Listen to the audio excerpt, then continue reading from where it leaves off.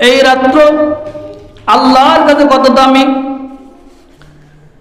একজন জান্নাতীর দাম আল্লাহর কাছে কত বেশি, একজন জান্নাতি আল্লাহর কাছে কত নাজ নেয়ামতের মালিক হবে। দুনিয়ার 60-70 হায়াতের জিন্দেগি যখন কেটে যাবে, দুই চোখ বন্ধ হয়ে যাওয়ার পরে আল্লাহ একজন ইমানদারকে, নমাজিওয়ালাকে, জান্নাতিওয়ালাকে কেমন একটি জান্নাত দান করবেন, যে জান্নাতের মধ্যে বিভিন্ন আইটেমের নেয়ামত থাকবে। কি থাকবে? নেয়ামত। হাজার হাজার বছর পর্যন্ত জান্নাতের বাসিন্দা হব, ওই জান্নাতের নাজ ও নেয়ামতের মালিক হব। হবে কিনা? এই জন্য আল্লাহ রাব্বুল আলামিন বলেন, উলাইকা লাহুম জান্নাতু আদনিন তাজরি মিন তাহতিহাল আনহার ইউহাল্লাউনা ফিহা মিন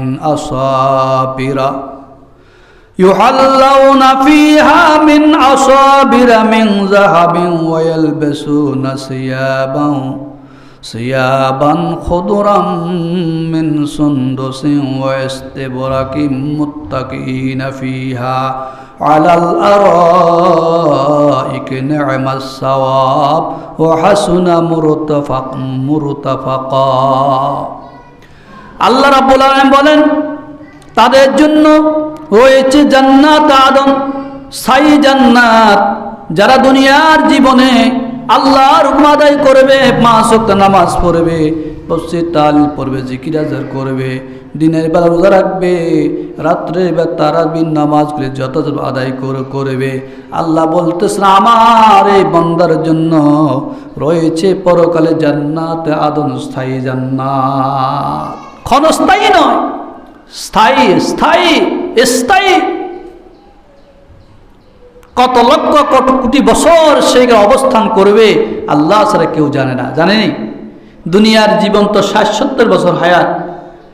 হ্যাঁ, দুনিয়াতে যদি আপনি বড় বড় বাড়ি তৈরি করেন, বিলাসবহুল বাড়ি, বিলাসবহুল গাড়ি, সেই আপনার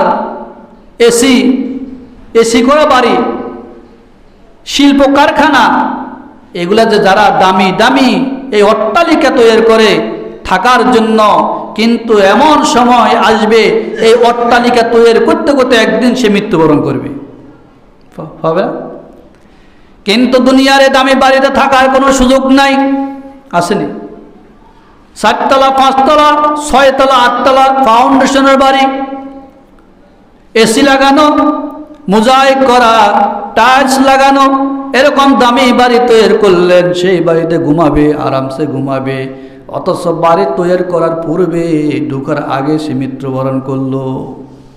ওই যে সাদ্দাত ছিল, আল্লাহ পাক তাকে এত ক্ষমতা দান করেছেন যে সাদ্দাত পৃথিবীর যত দামি দামি বস্তু আছে, সকল দামি দামি বস্তু, দামি দামি পাথর দ্বারা জান্নাত তৈরি করেছেন। এত সুন্দর জান্নাত বানালেন যে জান্নাতে একবার ঢুকলে বাইর হওয়ার কোনো সুযোগ নাই।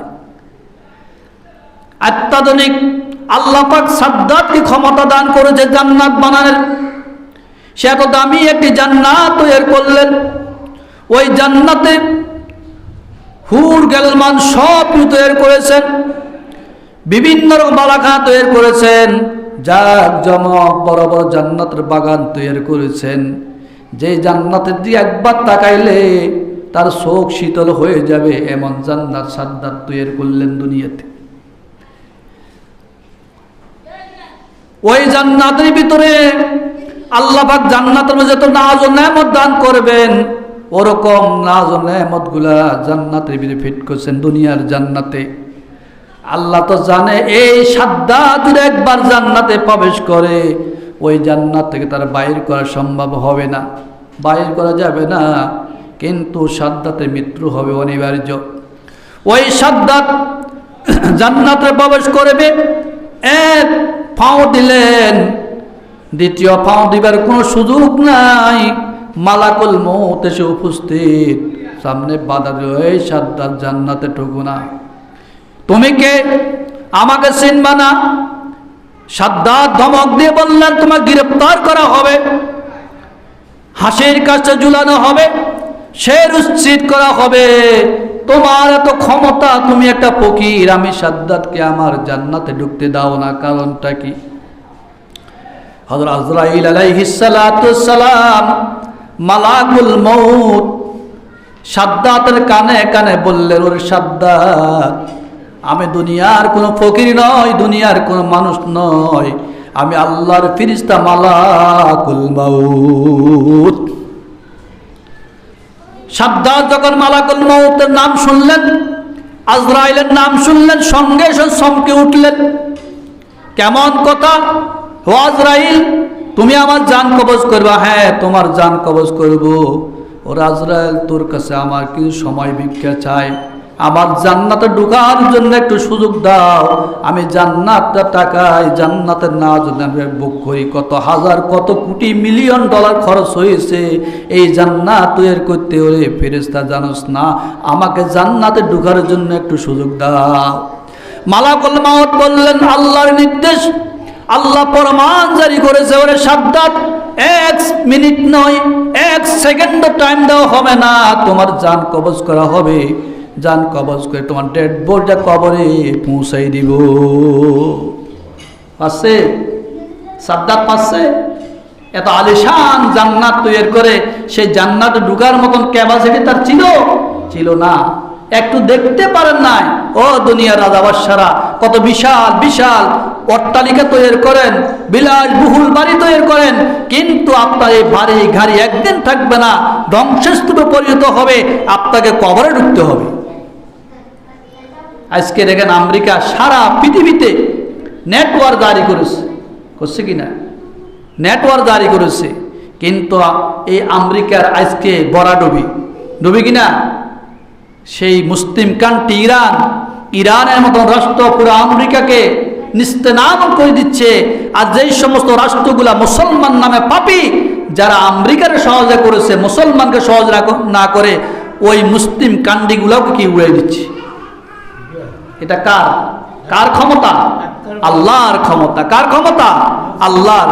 তো এই যে আল্লাহ জান্নাতের মধ্যে এত দামি এবং বাড়ি বানাবেন একজন জান্নাতীর জন্য, যারা দুনিয়াতে নামাজ পড়বে, আল্লাহর হুকুম আদায় করবে, হবে তো মাহ রমজান রোজা আদায় রাখবে, সত্য কথা বলবে, মসজিদের সাথে সম্পর্ক তাল্লুক রাখবে, এদের কথা বলতেছে আল্লাহ পাক, উলাইকা লাহুম জান্নাতু আদনিন, তাদের জন্য রয়েছে জান্নাত আদন, স্থায়ী জান্নাত, তাজরি মিন তাহতিহিমুল আনহার, এমন জান্নাত যেই জান্নাত তলদেশে নহর পাওয়া থাকবে, মধুর নহর, শরাবের নহর, বিভিন্ন আইটেমের নাজনে নহর পাওয়াইত থাকবে। আল্লাহ, কত দামি দামি নহর, কত দামি দামি নহর। শুধু নহর নয়, আল্লাহ জান্নাতি পুরুষদেরকে স্বর্ণের কঙ্কন পরিধান করাবেন, রেশমের পোশাক, হালকা মোটা রেশমের পোশাক পরিধান করাবেন তাদেরকে। আল্লাহু আকবার, আল্লাহু আকবার। দুনিয়াতে স্বর্ণ পুরুষের জন্য হারাম, কিন্তু জান্নাত, রেশম পুরুষের জন্য হারাম দুনিয়াতে, কিন্তু জান্নাতের মধ্যে পুরুষের জন্য স্বর্ণ হালাল এবং রেশম হালাল। বুঝতে পারছে? এত দামি জান্নাত সেইটা আল্লাহ দান করবেন। আল্লাহ বলতেছেন, ইউহাল্লাউনা ফিহা মিন আসাবিরা মিন যাহাবিন ওয়া ইয়ালবাসুনা সিয়াবান খুদরান মিন সুনদুসিন ওয়া ইস্তাবরাক। আমার আল্লাহ বলেন, আমি ওই জান্নাতের মধ্যে তাদেরকে স্বর্ণের কঙ্কন পরিধান করাবো, হালকা এবং মোটা রেশমের পোশাক পরিধান করাবো। আল্লাহ, কত দামি রেশমের পোশাক, আল্লাহ কত দামি। জান্নাতীদের একটা রেশমের কাপড়কে যদি পৃথিবীতে তুলে দেওয়া হয়, পৃথিবীর সকল বস্তুর চাইতে ওই রেশমের দাম বেশি হবে। আল্লাহ, কি হবে? কয়েকশো পৃথিবীকে বিক্রি করলে একটা রেশমের সমান হবে না। আল্লাহু আকবার। জান্নাতীদের নাজ ও নেয়ামত এত দামি হবে, আল্লাহু আকবার। আর এরা সেইখানে জান্নাতের মধ্যে এইভাবে গালিজার সাথে হেলান দিয়ে থাকবে, কেদারার সাথে হেলান দিয়ে থাকবে, হেলান দিয়ে বসা রাখবে, আল্লাহ বলতেন মুত্তাকিনা ফিহা আলাল আরাইক, জান্নাতবাসীরা জান্নাতের মধ্যে দামি দামি গালিচার হেলান দিয়ে বসা থাকবে। দুনিয়ার রাজা বাদশা যেরকম হেলান দিয়ে বসা থাকে দামি দামি সুবার সাথে, যেই বান্দা দুনিয়াতে নামাজ পড়েছে, রোজা রেখেছে, আল্লাহর হুকুম মেনেছে, সে যদিও দুর্বল হয়, দুনিয়াতে অর্থ ছিল না, সম্পদ ছিল, টাকা ছিল না, দুনিয়ার গরিব, কিন্তু আখিরাত আল্লাহ পাক তার ধনী বানাই দিবে। ওই দুনিয়ার ফকির বেটা যে নামাজ পড়েছে, আল্লাহ আদায় করলো, রমজান কারিমে রোজা রাখলো, আল্লাহকে সন্তুষ্ট করলো, দুনিয়াতে ফকির ছিল, সাধারণ রিক্সা শ্রমিক ছিল, ক্ষেত মজুর ছিল, এমন অর্থ সম্পদ ছিল না, টাকা পয়সা ছিল না, আল্লাহকে সন্তুষ্টি করেছে দুনিয়াতে। আল্লাহকে সন্তুষ্টি করার কারণে আল্লাহ তাআলা পরকালে তাকে এমন বিশাল জান্নাত দান করবেন, ওই জান্নাতের মধ্যে যে কেদারা থাকবে, স্বর্ণের কেদারার সাথে সেই মানে ট্যাগ লাগাইয়া বসা থাকবে, দামি দামি নেয়ামত ভোগ করবে।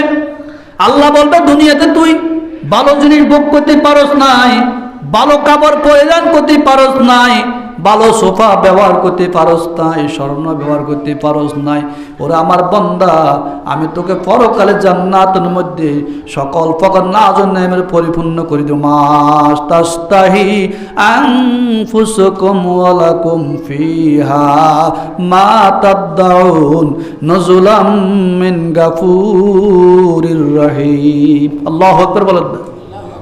মা তাস্তাহি আনফুসুকুম, তোমার নফসে যা চাই তো তাই পাই। কিন্তু দুনিয়াতে সন্ত্রাসী করো না, চুরি করো না, ডাকাতি করো না, জেনা ব্যভিচার করো না, নামাজ ভঙ্গ ছেড়ো না, মসজিদ ছেড়ে দিও না, রমজান কারিমে রোজা ছেড়ে দিও না, আল্লাহর হুকুমগুলো আদায় করো, আল্লাহর কুদরতে পাই সেজদা দান করো, আল্লাহর গোলামি করো। আল্লাহর গোলামি করলে আল্লাহ তোমাকে এত দামি নেয়ামত দিব। আল্লাহ নেয়ামত সওয়াব, কতই না ভালো উত্তম পুরস্কার, নেয়ামত সওয়াব ও হাসুনা মুরতাফাকা, কতই না দামি তার বাসস্থান তাদের। আল্লাহ একজন জান্নাতীকে এইভাবে দিবে। তো পবিত্র মাহে রমজানের ভিতরে যদি আমি পবিত্র মাহে রমজান পাওয়ার পরে লাইলাতুল কদর যদি না পায়, সে বঞ্চিত হয়ে যাবে। 1000 মাস ইবাদত বন্দেগীতে কি হয়ে গেছে? বঞ্চিত হয়ে গেছে। এই জন্য আল্লাহ রাসূল বলেন وقال عليه الصلاة والسلام فيه ليلة خير من ألف شهر, এই মাসে এমন একটি রাত্র আছে যে রাতটা 1000 মাস অপেক্ষা উত্তম। মান হুরিমা খাইরাহা ফাকাদ হুরিমা, যেই ব্যক্তি এই রাত্রে কল্যাণ থেকে বঞ্চিত হলো সে সর্বহারা হলো। সর্বহারা না, এক রাতে ইবাদত থেকে বঞ্চিত হয়ে গেল, লাইলাতুল কদর থেকে বঞ্চিত হয়ে গেল, সে সর্বহারা হয়ে গেল।